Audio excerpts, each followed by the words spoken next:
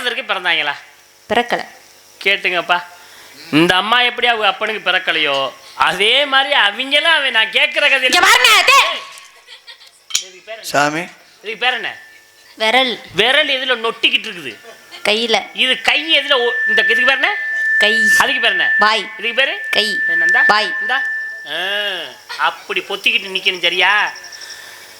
சாமி என்னப்பா நீங்க படிச்சது பூராமே வெறும் அநாத கதை தானா? இந்த அம்மா எப்படி பிறந்துச்சோ அதே மாதிரி இந்த கதையில இந்த அம்மா வள்ளி நாயகம் போய் அவங்க அப்பனுக்கும் அம்மாவுக்கும் நம்பிராசனும் நங்கை மொழிக்கு பிறக்கல. யாரை சந்திக்கிறோமோ அவங்க கதையை பத்தி தான் நம்ம கேட்கணும். அதை பத்தி தான் பேசுறேன். ஓ, அத 4 பேரும் தயாரத்துக்கு பிறக்கல, வேற எப்படி பிறந்தாங்க? நல்லா வருவீங்க போங்க. தர்மா எங்க வாயை புத்த சொல்லிவிட்டு அப்புறம் பேசுனா எப்படி பேசும்? ஏப்பா பள்ளிக்கூடத்தில் பொத்து வாய அப்படின்னா இப்படி பொத்திக்கிட்டே இருப்பாங்க பொழுது பொத்திட்டா இருக்கணும். சரி எடுத்துட்டு பேசு. எப்படி பிறந்தாங்க? புத்திர காமேஷ்டி யாகம் பண்ணாங்க. வந்தது என்ன? பாயாசம் வந்துச்சு. முதலிலே சாப்பிட்டது கோசலை சாப்பிட்டாங்க. பிறந்தவன் ராமன் பிறந்தார். இரண்டாவது சாப்பிட்டு கைகை சாப்பிட்டாங்க. பிறந்தவன் பரதன் பிறந்தார். மூன்றாவது சாப்பிட்டு வலிச்சு சாப்பிட்டு சுமத்திரை சாப்பிட்டாங்க. பிறந்தவர்கள் லக்ஷ்மணனும் சத்ருகனும் பிறந்தார்கள். ராமன் மனைவி சீதை, லட்சுமணன் மனைவி, ஊர்மிளை, பரதன் மனைவி, மாண்டவி, சத்ருகன் மனைவி, சுருதகீர்த்தி. இப்படி சொல்லுங்க. இதுதான் கதை. கதையினுடைய சாராம்சம். பேரு தெரிஞ்சிருந்தாத்தையும் படிச்சாங்கன்னு அர்த்தம். இல்லைன்னா வெறும் மொட்டை பாடம் கதையை கேட்டு கேட்டு பேசுறாங்கன்னு அர்த்தம். இந்த மாதிரி கதையினுடைய கதாபாத்திரனுடைய பேர் தெரிஞ்சுக்கணும். ராமன் மனைவி என்ன சொன்னீங்க? சீதைன்னு சொன்னேன். சீதைக்கு அப்பா யாரு? ஜனகமன்னன். ஜனகமன்னே சீதையை பெத்து வளர்த்தானா? வளர்ப்பு தந்தைங்க. கேட்டுக்கிட்டீங்களா? அவன் கூட அவன் மகளை பெக்கல. பாருங்க, கேட்டா பதில் மட்டும் இருக்கணும். சும்மா இங்க பாருங்க நொங்க பாருங்கன்னு சொன்னீங்க நாக்க அறுத்து விடுவேன், புரியுதா? நறுக்கு நறுக்கு நறுக்கி வறுத்து தின்னு விடுவேன், புரியுதா? ஒரு மனுஷ கறி சாப்பிட்ற ஆள் இருக்குமா? ஏமா ஜனகமணி சீதையை பக்கல சீதைக்கு உண்மையான அப்பா யாரு? ராவணேஸ்வரன். என்ன? ராவணேஸ்வரன். ராவணன். ஆமா, அவன் தான் நம்ம சீதையை தூக்கிட்டு போனேன். ஆமா. எப்படி ராவணன் அப்பா வைப்பேன்? அட ராவணேஸ்வரன் தாங்க. எப்படி அப்பா வாவன்? ராவணேஸ்வரன் மனைவி கர்ப்பமா இருக்காங்க. கர்ப்பமா இருக்கும் பொழுது ஒரு பெண் குழந்தை பிறக்கிறது.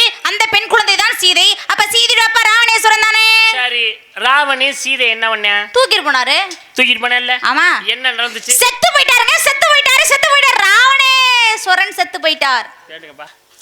ஒரு வள்ளி நாரதரை பார்த்து செத்து போயிட்டான் செத்து போயிட்டான் செத்து போயிட்டான் ராவணேஸ்வரன். நான் போய் அடிக்க போற மாதிரி போறேன். ராவணேஸ்வரன் செத்து போயிட்டான். என்னம்மா ஒரு பேச்சு? என்னைய சாகுறகு நீ நல்லா இருந்துருவியா? நீ வாழ்ந்துருவியா? ஏன் அவட்டவனே கடைசியில வாழ விடாது. உண்மையாவே என்னைய கொன்னுட்டு நீ உயிரோட இருக்கவே முடியாது. கொன்னு கொலை அத்துப்படுவேன். என்னைய சாக சொல்லுங்க அம்மா. எனக்கு சாவு இருக்கா? சாவு இருக்கான்னு கேக்குறேன். இந்த புராணத்துல நாரதருக்கு இறப்பு இருக்காமா? வள்ளியை சந்திச்சுட்டு இங்க செத்துறாரு. அப்புறம் செத்து போயிட்டாருன்னு அப்படி சொல்லி அவரை பார்த்து சொல்றீங்களா? அது என்ன பெண்களுக்கே உள்ள அது என்னது சாட பேசுறது? அந்த பழக்கம் உங்கள்கிட்ட இருக்கோ? எப்பா நான் அவரை தாப்பா சொன்னேன். ராவணேஸ்வரன் தான். அது ஒரு வார்த்தை நிப்பாட்ட வேண்டியானே. செத்து போயிட்டாரு அவர் பார்த்து சாட சொல்றியா? நாரதருக்கு ஏதுமா இறப்பு? எங்க சாவு இருக்கு? உதாரணத்துக்கு ஒண்ணு சொல்லவா? எவ்வளவு பேர் நாடகம் பாக்குறோம் சொல்லுங்கண்ணே. இவ்வளவு பேரையும் கேட்டு பாரு. நாரதருக்கு சாவு இருக்கான்னு கேட்டு பாரு. அண்ணன் சொல்றாரு எவ்வளவு பேருமா நாடகம் பாக்குறோம். நம்ம எல்லாரும் சேர்ந்து எந்திரிச்சு நாரதரை அடிச்சாலும் சாக மாட்டாரு தெரியுமா? அவருக்கு இறப்புங்கிறதே இல்ல. நீ இந்த அம்மா கிட்ட எதுவும் சொல்லி கொடு. இந்த அம்மாவுக்கு சொல்லி கொடுக்குறியா? ஊருக்காரெல்லாம் சேர்ந்து என்னை அடிக்க சொல்லுறியா? இல்ல உங்களுக்கு இறப்பு இல்லைன்னு சொல்றேன். ஒன்னும் வேணாப்பு, பேசாம இருந்தா போதும் போ. ஆடி போய் ஆவணி ஆகி போயிடுச்சு போ. இன்னும் நம்ம எதையும் எடுக்க முடியாது போ. என்னது சாவு? செத்து போயிட்டாங்க. யாரு செத்தது? ராவணேஸ்வரன். யாருனால செத்தேன்? சீதனால. தரித்திரம் பொய் பிராடு பித்தள. ராவணேஸ்வரன் இறப்பதற்கு காரணமே சீதைதாங்க. அப்புறம் இல்ல ராவணனுடைய சாவுக்கு வேறு ஒரு ராவணேஸ்வரன் மனைவி கர்ப்பமா இருக்காங்க. கர்ப்பமாக இருக்கும் பொழுது அசரீரி வருகிறது.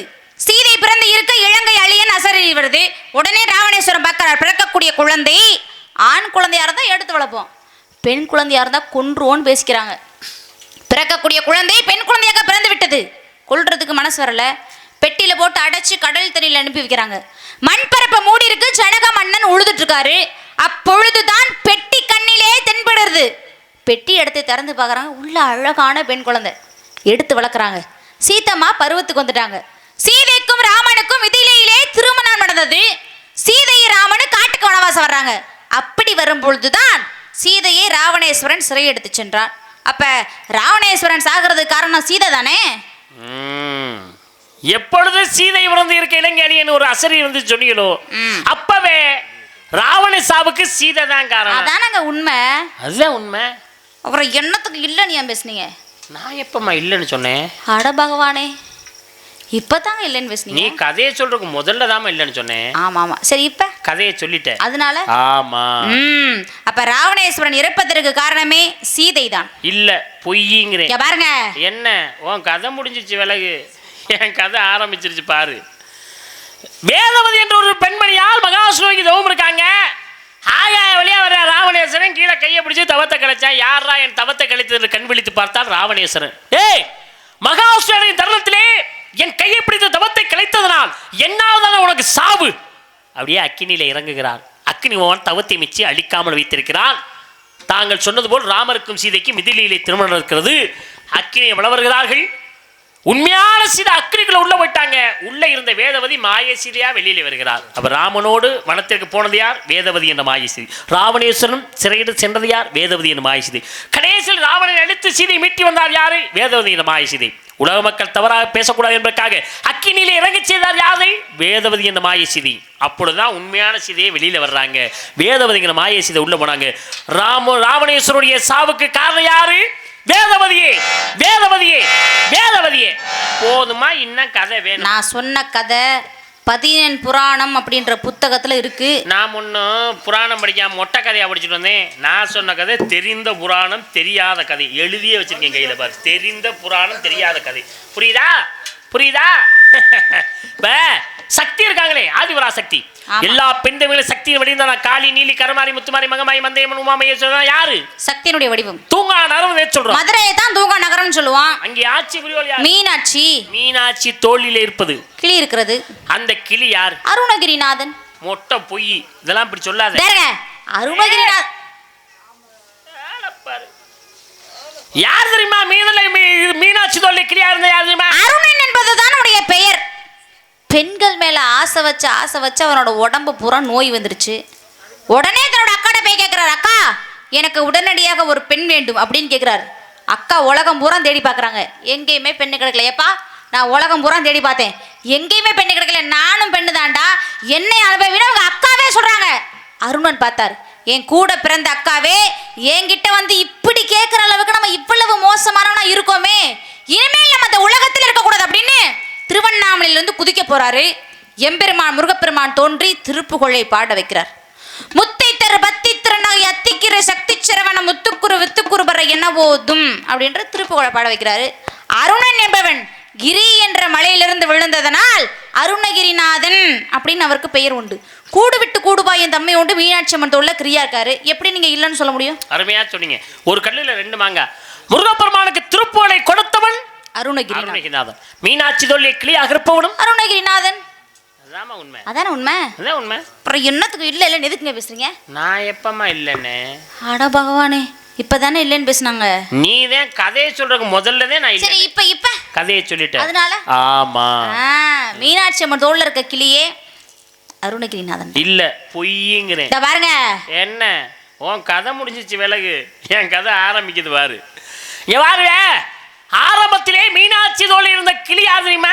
சண்டமார்தன். சண்டமார்தன் 2ஆக பிளக்கிறார் தடாதகை பிராட்டி. ஒரு பக்கம் வெள்ளா மாறுகிறது, ஒரு பக்கம் கிளியா மாறுகிறது. வெள்ளை ஆயுதமாக வைத்திருக்கிறார், கிளியை தோளில் வைத்திருக்கின்றார். ஆரம்பத்திலே மீனாட்சி தோளில் இருந்த கிளி யாரு? சண்டமார்தனி. சண்டமார்தனி. சண்டமார்தனி. பாருங்க. என்ன?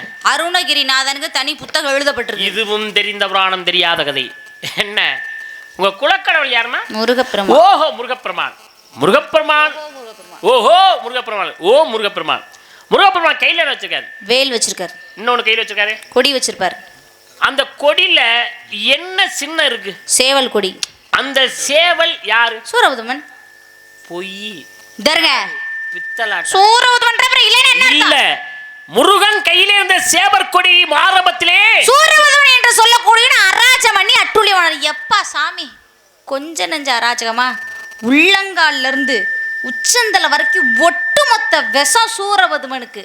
அப்படி சொல்லு. அப்படிப்பட்ட சூரபதுமனை எம்பெருமான் முருகப்பெருமான் தோன்றி சக்தி இடத்திலே சக்தி வேலை வாங்கி சூரபதுமனை 2ஆக பிளந்து வதம் செய்தார். ஒரு பகுதி சேவல், இன்னொரு பகுதி மயில். மயில வாகனமா வச்சுக்கிட்டாரு, சேவலை கொடியா வச்சுக்கிட்டாரு. அப்ப முருகப்பெருமான் கையில இருக்க சேவல் கொடி சூரபதமன் தானே. சூரபதமனை முருகன் போய் எப்படி கிழித்தார், வதம் செய்தார்னு நீங்க பாத்துறீங்களா? பார்த்தது இல்லை. நானும் பார்த்ததில்ல. கேள்விப்பட்டதா? நானும் பார்த்ததில்ல. எல்லாம் பார்த்ததில்ல தானே. சக்தி வலை வாங்கினார், சூரபதனை இரண்டாக பிளந்தார். ஆனா இந்த மாதிரி நான் சொல்றாங்க, சக்தி வலை வாங்கி சூரபதன் ரெண்டா பிளந்து கிழிச்சு என்னன்னா அந்த கோவம் கடுப்பு என் மேல இருக்க மாதிரி கிழிச்சான் வச்சான் போனான். இன்னும் கொஞ்சம் பக்கத்துலன்னா உங்க குறவலையை கடிச்சிருவா அவ்வளோ இருக்கு. அப்பா தெரியாம கூப்பிட்டேன் சாமி, நீங்க கண்டினியூ பண்ணுங்க சாமி. தெரியாம இந்தாரு என்ன என்ன இந்த வார்த்தை அப்படி சொல்லாத. உண்மையாவே சூரபதமன் தான் கொடியாக இருக்கிறார். அதானங்க உண்மை. உண்மை. அப்புறம் எதுக்கு தான் சாமி இல்ல இல்லன்னு பேசுவீங்க? நான் எப்பமா அட கடவுளே, இப்பதான் இல்லன்னு பேசுனீங்க. நீ கதையை சொல்றதுக்கு முதல்ல தான் இல்லனே. சரி இப்ப கதையை சொல்லிட்டு. அதனால ஆமா முருகப்பெருமான் கையில இருக்க சேவல் கொடி சூரபதமன் தான். இல்ல பொய்யுங்கறேன். இந்த பாருங்க, என்ன உன் கதை முடிஞ்சிச்சு விலகு. கதை ஆரம்பிக்க போகுது பாருங்க. அதாவது ஆரம்பத்திலே முருகன் கையில இருந்த சேவல் யார் தெரியுமா? ஆரம்பத்தில் இருந்த சேவல் வந்து அக்னிவான் தான். எப்பொழுது எனக்கு விடைபெறுவேன், தேவலோகம் செல்வேன் என்று கேட்கும்போது சூரபதமனை முருகப்பெருமான் இரண்டாக பிளப்பார். ஒரு பக்க மயில், ஒரு பக்க சேவல். மயிலை வாகனமாக ஈர்த்துக்கொள்வார். சேவல் கொஞ்சம் கொஞ்சம் கொடியை நோக்கி பறக்குது. அங்கே கொடியில் இருந்த அக்னிவான் தேவலோகம் போன. அப்ப ஆரம்பத்தில் இருந்த கொடியில் இருந்த சேவல் யாரு? அக்னிவாணி. அக்னிவாணி அக்னிவாணி. பரவாயில்ல, காலத்தையும் நேரத்தையும் கருத்தில் கொண்டு வந்திருக்கக்கூடிய முருகப்பெருமான் ஸ்ரீனிவாசன் முருகப்பெருமான் மாதிரியே அழகா இருப்பார். இனிமையா பாடுவார், அழகா பேசுவார், நல்லா ஆடுவார். அப்படிப்பட்ட முருகப்பெருமானை சந்திக்க வேண்டுமென்றால் உன்னை வருத்தருக்க கூடாது அப்படிங்கிற பாவம்னு உன்னை விட்டு வச்சுட்டு போறேன். அதனால கதை பாடலை பாட வேண்டும் என்பதற்காக. இல்லை ஒரு விஷயம்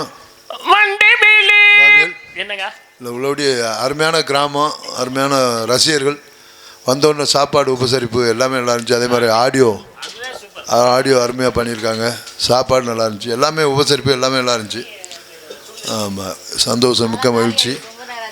அதே சமயம் இந்த மேடையில் நாரதராக நடித்து கொண்டிருக்கக்கூடிய அன்பு உடன்பரா சகோதரர் பெருமாள் ராஜ் அவர்கள் ஒரு சிறந்த நன்றாக பேசக்கூடிய ஒரு படித்த ஒரு 35 ஆண்டு காலத்துக்கு மேலே இந்த கலைத்துறையில் இருக்கார். ஆமாம், உலகம் அறிந்த ஒரு நாரதர். எப்படின்னா இந்த யூடியூப் மூலமாக அனைத்து நாடுகளிலும் வெளிநாடுகளில் உள்ள தமிழர்கள் பூரா அந்த நாடகத்தை பார்க்குறாங்க. அந்த வகையில் அவருக்கு உலகம் அறிந்த ஒரு நாரதர். அது மட்டுமல்ல, இதிகாச சுடர், இலக்கிய சுடர்னு பல பட்டங்களை வாங்கியிருக்காரு. புராண புயல் அப்படின்னு. அதோட இங்கே சம்பாதிக்கிற ஆசை தனக்குன்னு செலவு பண்ணிக்காமல் மாணவர்களை படிக்க வைக்கிறாரு. எப்படின்னா தங்க இடம் கொடுத்து, சாப்பாடு போட்டு, போக்குவரத்து காசு கொடுத்து இந்த கலைத்துறைக்கு வர்றாங்கல்ல மாணவர்கள், அப்படி பல மாணவர்களை உருவாக்கியிருக்காரு, உருவாக்கிக்கிட்டும் இருக்கார். அந்த வகையில் ஒரு சிறந்த ஒரு ஆசிரியர். ஜோரா கைதட்டுங்க. என்ன அப்படி நாடகம் பார்க்க வந்த மாதிரி உட்காந்துக்கிட்டு இருக்கியா? அந்த வகையில் ஒரு ஆசிரியர். ஆமாம், அது மட்டும் இல்லை, ஒரு தனி மனித ஒழுக்கம், ஒரு வெத்தலாக கூட போட மாட்டார். அந்த வகையில் ஒரு சிறந்த ஒரு மனிதர். இப்படி நல்லா பேசக்கூடிய, பாடக்கூடிய ஒரு மாபெரும் சிறந்த ஒரு நாரதர் இந்த நாடகத்தில் போடுறப்ப அதுக்கு தக்கன வள்ளியை போட்டிருக்கணும் தம்பி அமைப்பாளர் அவர்கள். ஏன்னா ஒரு பச்சை பிள்ளையை கொண்டாந்து போட்டு அது நாடகம் பார்த்துக்கிட்டு இருக்கு. கேள்வி கேட்டால் 10 கேள்வி கேட்டால் 2 கேள்விக்காச்சும் பதில் சொல்லணும். ஏன்னா மாபெரும் மலைகள்லாம் வந்த இடம் அந்த இடத்துல நம்ம வர்றோம்னா கொஞ்சம் தெரிஞ்சுக்கிட்டு வரணும். சரியா?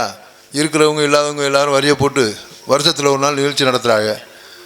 அப்படிங்கையில் அந்த நாடகம் நல்லா இருந்துச்சுன்னா அமைப்பாளருக்கும் பேர், நான் உழைச்ச நம்ம 10 பேருக்கும் பேர், நாடகம் வச்சு கிராமத்தாருக்கும் நல்ல பேர். எல்லாம் நல்லா இருந்துச்சு, வள்ளி சரியில்லைன்னு சொல்லிட்டாங்கன்னா அழுதுட்டு போகிறா. இல்லைண்ணே தெளிவாக பாடிச்சான். பாட்டு பாடினா பேசணும்னா கேட்குற பதில் சொல்லணும்னா டான்ஸ் கூட தான் பாட்டு பாடுவா, ஆடுவாங்க. அப்புறம் அவங்களே போதுமே, அப்புறம் இவங்க எதுக்கு வள்ளி? ஆமாம், வாங்க நீங்கள்.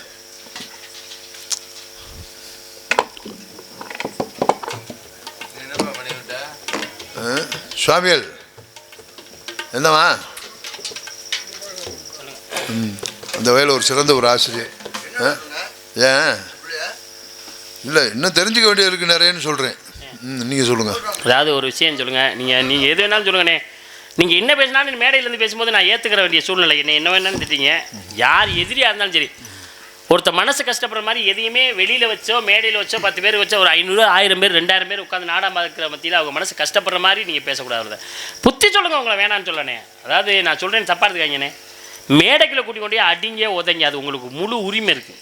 ஆனால் மேடைக்கு வெளியில் எல்லோரும் பார்க்கும்போது அது மனசு கஷ்டப்படுற மாதிரி நீங்கள் சொன்னா அவங்க மனசு எவ்வளோ வேதனைப்படும் என்பதை நான் உணர்ந்ததே. ஆரம்ப காலத்தில் நாடகத்துறைக்கு வரும்போது எனக்கு எவ்வளோ கஷ்டப்படுத்திருப்பாங்க, வேதனைப்படுத்திருப்பாங்க, மேடையில் வச்சு மைக்கில் வச்சு என்னை எந்தெந்த மாதிரிலாம் கஷ்டப்படுத்திருப்பாங்கன்னு நான் உணர்ந்ததேன். எனக்கு யாருமே உறுதுணை இல்லை, துணை யாரும் இல்லை. அப்படி என்னை வச்சு மேடையில் வச்சு என்னென்னமோ பேசுவாங்க. அதெல்லாம் நான் கண்ணீர் வடித்து படித்ததுனால தான் இன்றைக்கி நம்ம இந்த அளவுக்கு வந்திருக்கோம். ஆனால் அந்த மாதிரி அடுத்த வேதனைப்படும்போது எனக்கு கஷ்டம். ஒரு விஷயம் பெருமாளையா, உள்ளே கூட்டிகிட்டு போய் தாராளமாக சொல்லலாம். உள்ளே கூட்டிகிட்டு போய் சொன்னோம்னா என்ன நினைப்பாங்க, சரி படிக்கிறோம்னு சொல்லுவாங்க. படிக்கிறோம்னு சொல்லிட்டு காலையில் நாடகம் முடிஞ்சோடனே வீட்டில் போய் தூங்கிடுவாங்க. சின்ன பிள்ளை தானே, ஒரு அக்கறை இருக்காது. இவ்வளோ பேருக்கு முன்னாடி சொன்னால் தான் துர்ராஜப்பா இந்த மாதிரி மேடையில் வச்சு இவ்வளோ பேருக்கு முன்னாடி நம்மளை இந்த வார்த்தை கேட்டு விட்டாரு. ஏன் இந்த நான் சொல்கிற இந்த ஒரு வார்த்தையினால மனசு வேதனைப்படும், கஷ்டப்படும், என் மேலே கோபம் கூட வரும், இல்லைன்னு சொல்ல. வெளியில் வச்சு சொன்னால் தான் சரி நம்ம இன்னும் படிக்க வேண்டியிருக்கு, தெரிஞ்சுக்க வேண்டியிருக்கு. இன்னும் படித்து தெரிஞ்சுக்கிட்டு பெருமாள் ராஜுங்கிற ஒரு மாபெரும் மலையை அடுத்து சந்திக்கணும், அவர்கிட்ட பேசி நம்ம ஜெயிக்கணும் அப்படின்னு மனசில் ஒரு வைராக்கியம் வரும். எப்போ இவ்வளோ பேருக்கு முன்னாடி வச்சு சொல்கிறப்ப தான் அந்த இது வரும், சந்தோஷம். அதுக்காக தான் சொன்னேன். ஓ நல்லா படி. அதனாலே உனக்கு என்னம்மா பிரச்சனை சொல்லு. இல்லை சாமி, நான் உங்க பேச்சுக்கே வரலான்னு. அப்படின்னா நீ என்ன பாட்டு பாடுறங்க முதல்ல சொல்றேன், காதல் வாங்கி. உங்க பேச்சுக்கு வர போறேன்னா அடுத்து ஞான நிலை பாட போறதா அர்த்தம் கிடையாது. நான் என்ன சொல்ல போறேன்னு முதல்ல கேளுங்க. என்ன சொல்ல போற புரியுதா? என்ன சொல்ல போற? பெரிய சொல்ல வந்துட்டாங்க. பாமா கிட்ட நான் சொன்னேன், ராவணேஸ்வரன் தூக்கிட்டு போனது சீதையை தான் தூக்கிட்டு போனார் அப்படின்னு சொல்லி நான் சொன்னேன். மறப்போம் மன்னிப்போம் என்பதுல அதை நான் விட்டுட்டேன், அப்பவே விட்டுட்டேன்ட்டேன். நீங்க சொன்னீங்க ராவணேஸ்வரன் தூக்கிட்டு போனது வேதவதியை தான் தூக்கிட்டு போனாரு, இனிமே தெரிஞ்சா அதை பேசு அப்படின்னு நீங்க சொன்னீங்க. ஆமா. இப்ப நான் உங்களை என்ன கேட்கறேன் தெரியுமா? நான் கேட்கறேன், ராவணேஸ்வரன் தூக்கிட்டு போனது சீதையை தூக்கிட்டு போனாரா அல்லது வேதவதி தூக்கிட்டு போனாரா? நீ கதை கேட்டியா இல்லையா? வேதவதி தான் மாய சீதையா, மாய சீதையா வந்தாலா உண்மையான சீதையா வந்தாலா அந்த சீதையெல்லாம் நான் கேட்க கிடையாது. ராவணேஸ்வரன் தூக்கிட்டு போனது யாரை தூக்கிட்டு போனாரு? தூக்கிட்டு போனது சீதையை தான். அப்படின்னா வேதவதியை தூக்கிட்டு போகல. இத பேசுனீங்க இந்த ஒண்ணே போட போட்டு மண்டையெல்லாம் பொளந்து வச்சிரேனே. அங்கடு போங்க. இந்த விஷயத்தை நல்லா கேளுமா.